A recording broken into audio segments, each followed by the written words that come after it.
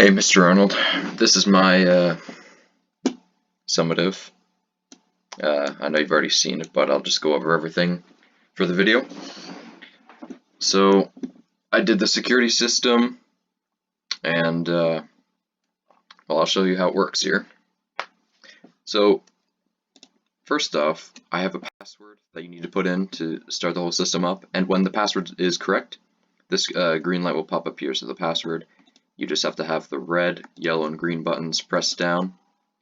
The light turns on, and then the system's good to go. Everything's activated. So I'll just go through these different sensors here.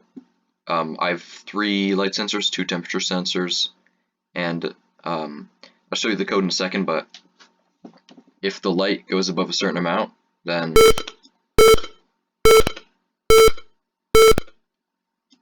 this little thing beeps, these lights flash, and then the LCD displays which room the light was detected in.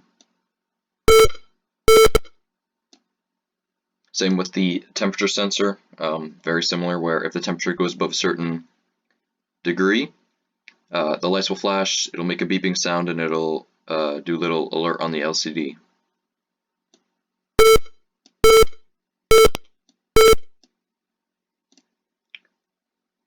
This one as well.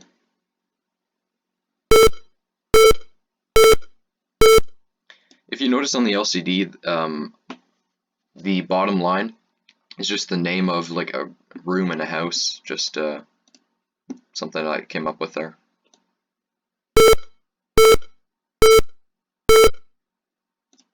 And the last one. So I just have 5 different rooms with these sensors in the rooms, and when they either detect temperature, a body, or some sort of a light, that's when they're going to be setting off the whole system.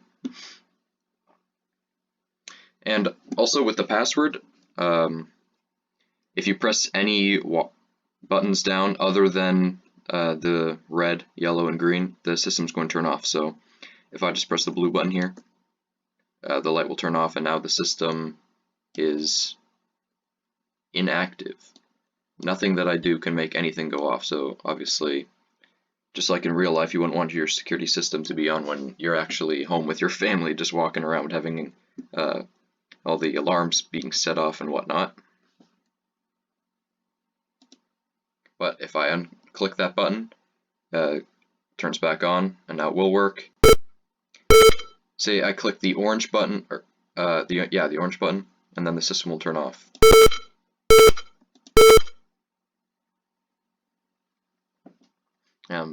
I don't know why that light's not off. It should be.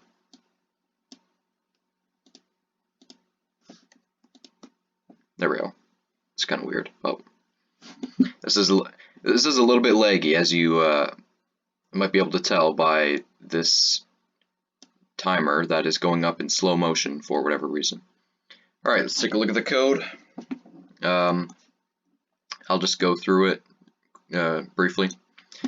So I included the liquid LCD library, liquid crystal library, whatever. I set up the LCD pins. I set up the pin for the red LEDs and the green LED as well. I'll stop this.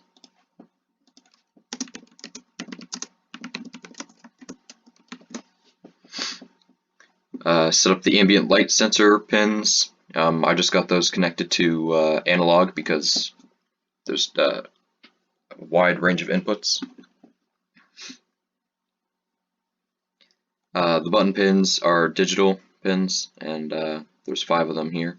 I got red, orange, yellow, green, and blue. Set the button states to 0. And in the setup, well, you can read the comments here. I mean, it's pretty simple stuff.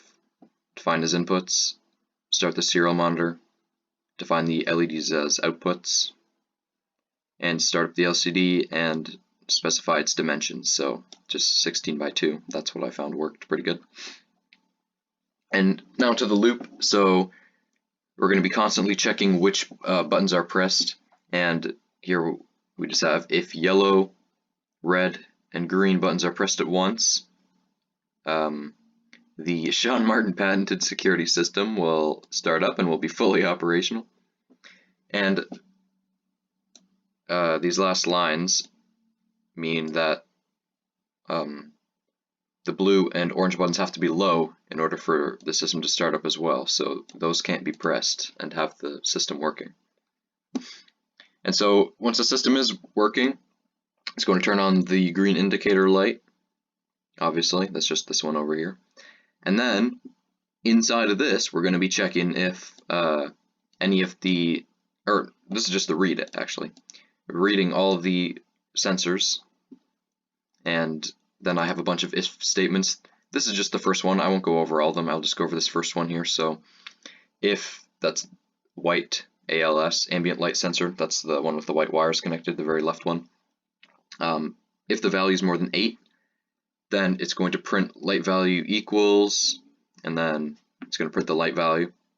This is just in the serial monitor. This was more for me to find out, like to correspond the values and everything.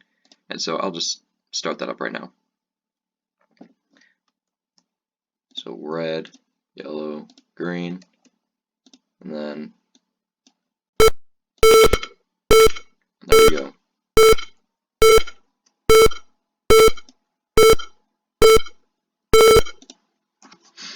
So yeah, as you can see, when the light value was equal or above 8, that's when the system activated, and it showed that in the serial monitor there.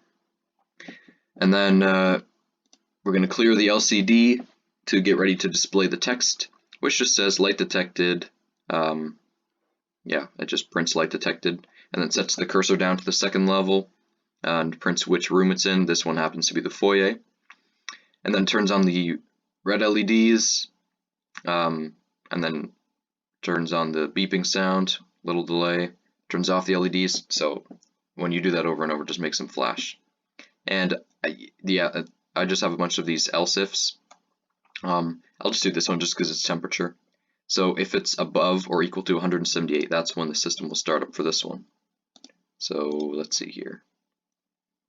Serial monitor should be start reading it after it gets to that temperature. Oh yeah, probably got to put in the password. So secure it even foiled me. All right. Let's see here. You can see.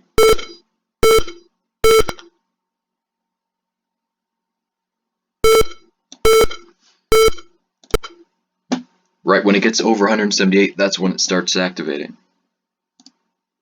It's hard to get at exactly 178 because it's such a big range of values, so that's why it's displaying 184 there. And yeah, if that happens, it'll just print heat detected in the master bedroom, like you probably saw on the LCD. And yeah, I've all these else ifs, and then at the very end of that, after those, if none of those, or like if none of these sensors detect anything, that's just gonna clear the LCD.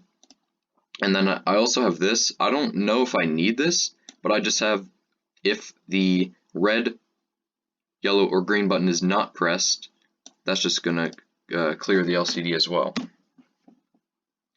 So if red, yellow, or green button states are low, LCD clear. And yeah, that's pretty much it.